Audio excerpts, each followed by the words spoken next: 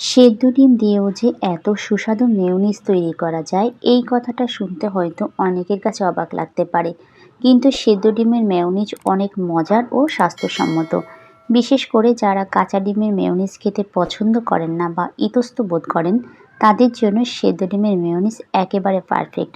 আর এই মেয়োনিজ তৈরি করা কিন্তু ঝামেলাহীন, অর্থাৎ ঘরে থাকা উপকরণগুলো দিয়েই খুব সহজে এই সেদ্ধ ডিমের মেয়োনিজ তৈরি করা যায়।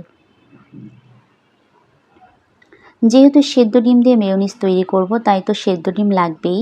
তো এখানে আমি 3টা সেদ্ধ ডিম নিয়েছি আর ডিমগুলি খোসা থেকে আলাদা করে নিব।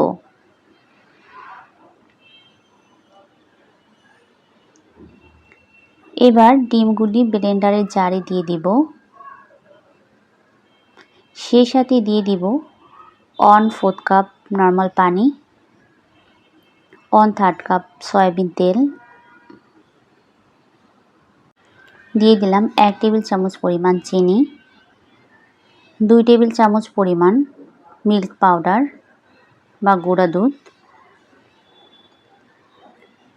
দিয়ে দিলাম 1/3 চা চামচ গোলমরিচের গুঁড়া আর 1/3 চা চামচ পরিমাণ লবণ,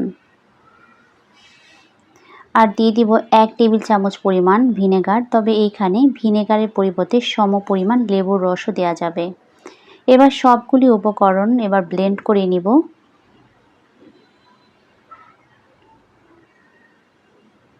ব্লেন্ড করার সময় বারবার একটু নেড়ে দিতে হবে, যাতে খুব ভালোভাবে মিহি হয়। এখন দিয়ে দিব পুদিনা পাতা, আর এটা কিন্তু অপশনাল।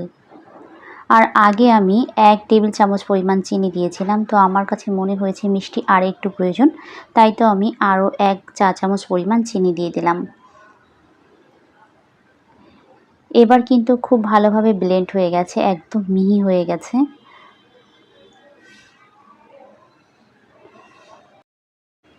আর কত সুন্দর কালার হয়েছে দেখেন। তো এইভাবে মেয়োনিজটা ফ্রিজে রেখে দেব ঠান্ডা হওয়ার জন্য।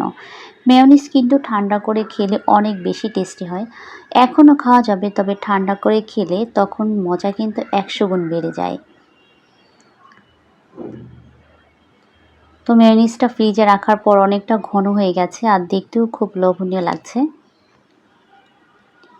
আমি কিন্তু প্রায় এইভাবে বাসায় মেয়োনিজ তৈরি করি, আর আমার বাসার লোকেরা সবাই এই মেয়োনিজ অনেক পছন্দ করে।